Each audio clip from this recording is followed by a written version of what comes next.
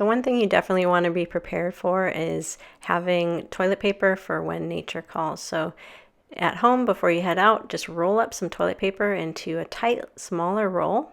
And it'll depend on what your needs are, how much you're going to be hydrating, how long you're going to be out. Remember that movement, it just helps things move along. So you might need to take a number 2 while you're out there, but we'll get you covered with this. So go ahead and roll, roll, roll, roll.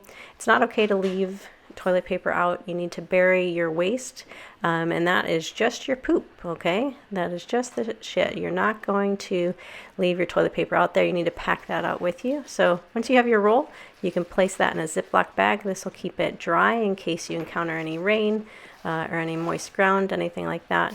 When you pack out your toilet paper, I put it just in a doggy poop bag. So inexpensive and affordable. This is a way you can buy solutions at a store like REI, things like this, but this is way easier from things you can have on hand. Dog poop packs cost about 8 cents.